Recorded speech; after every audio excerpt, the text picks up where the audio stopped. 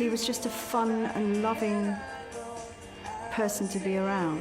Very, very fast with figures and very quick. He was happy, he was funny, he was always fooling around. You know, he was passionate, he was politically passionate and cared about people. That was part of his kindness. He was a very, very kind person. He was involved in sport, in local football teams.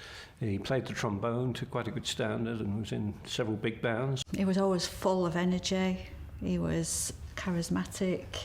You would look at him and just never think that he would have took his own life like he did. We received an email from him at lunchtime with an attached suicide note. My son went into the woods where he took his life. It was a nasty death, and it was something you weren't... Sorry.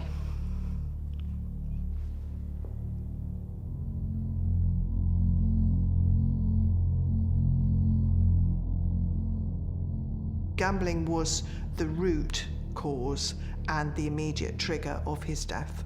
And it was very clear from everything around and from his notes that was the case.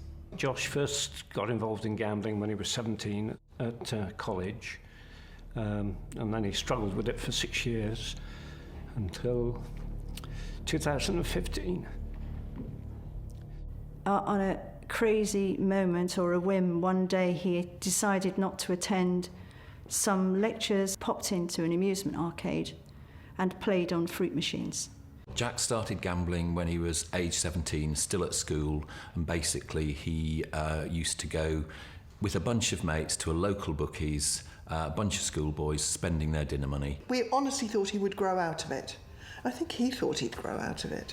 He sort of gambled bits and bobs that we knew about, and then it was, I'd say, about a year before he died in 2016, which is when we really did know that he had a gambling addiction.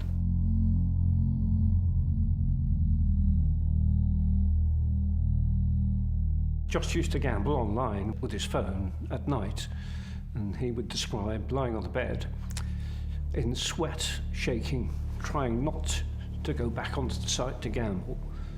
So it's a really intense urge that they have. He would not let me talk to anybody, a state of mind he was in. It's just hard, very hard, because you want to do something and then you can't because he's saying, don't, Mum, I will never forgive you. What can I do? The public messages about gambling are people losing vast amounts of money. That just wasn't the case for Jack. Not in such massive proportions that was what weighed down his life. It was what gambling was doing to him, to his mind. And I don't think we really got to grips with just actually how deep and complex an addiction gambling can be. Why he died wasn't about the money. It wasn't anything to do with the money. And he made it quite clear in the note that the reason he had to get peace from what was going on in his head with the gambling. And he said in his note, addiction is cruel.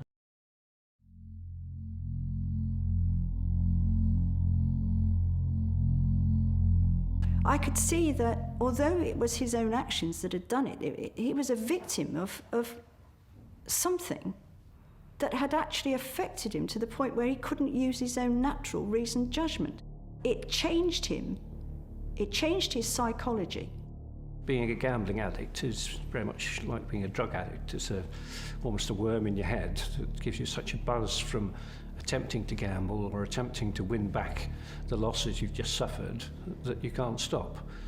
There is something that goes on with the product that some people are susceptible to. It is toxic for some people, and if you go out and you play a game, you don't know whether you're that person that's going to have that problem. You don't know till you do it. There is a 4 times higher rate of suicidal thinking in gambling addicts than there are in other addictions. Every time you play on these electronic games, you will reinforce the addiction.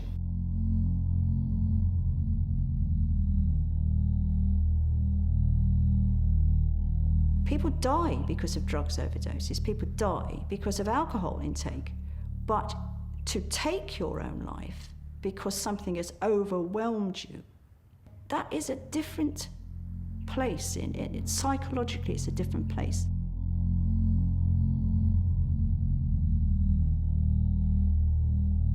You know, even young people just develop these addictions from even younger ages.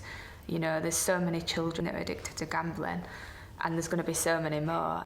The industry, as far as we can see as families, are grooming the next generation with a whole set of online games which have sort of quasi-gambling aspects to them, like loot boxes.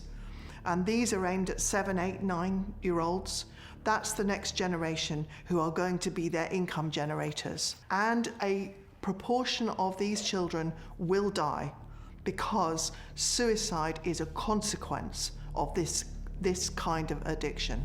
It could be estimated that 10% of the suicides in the UK are due to gambling addiction, but currently we don't know because there's no research. I had an issue with the fact that they wouldn't write down that he had died from gambling addiction. It should be written on a death certificate how they died.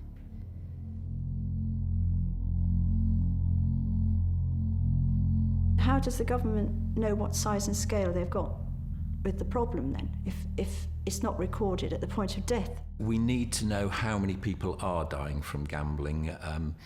We need to be able to count the number of suicides. It's also true that people who are attempting suicide that end up in A&E units, those figures aren't collated either. So as far as I can see, when you have that situation, the government can always step back and say, we didn't know. So I was mortified that this wasn't done. And I became a warrior on that subject. It needs to be out there, awareness needs to be out there to tell people about gambling, how bad it is, how much it wrecks your life. You just want to help them, but as far as the help and the support, there isn't anything. Because of the intermittent nature of it, there were times when he was so free of it that he could talk quite openly about his feelings, but that didn't really reflect the reality of when he was actually in the grip of gambling. We didn't have any idea of the severity of the addiction or the level of risk. And that is the reason why we set up Gambling with Lives, was because we wanted, as soon as Jack died, we wanted to warn other parents. We could have saved him if we had known.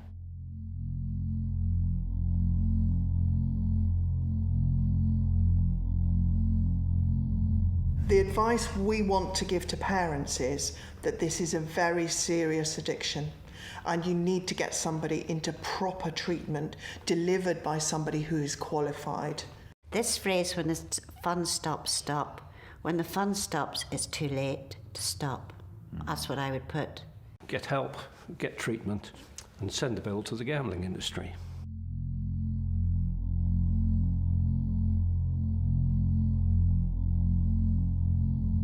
We think there must be an immediate implementation of a statutory levy of at least 1% of the gambling company's profits in order to pay for proper independent research, education and treatment. If you look at the funding that goes in today, it's 0.1%, which is a tiny fraction of the turnover in the gambling industry. At least 30% of their profits come from people who are addicted.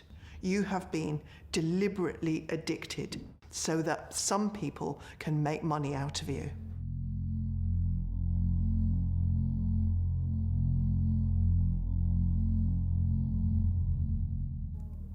When I lost Daniel, I felt the loss wasn't just about his life. It was about what we lost in our relationship in that 17 years. Some of the fights, some of the arguments, totally unnecessary arguments about something that he couldn't really help and I couldn't understand, and there was no help out there and nobody to make it any different. So the damage that was done was enormous. My famous last words, saying to him, look, it's only money, nobody's died. And that's what I thought, it was only money. I didn't know that it was gambling and that there was a danger that somebody would die. Our son. When he'd actually taken his life, and everything I've learnt since, there's a little part of me that's got him back. I've got him back and I understand him now. But we can't let this happen to anybody else.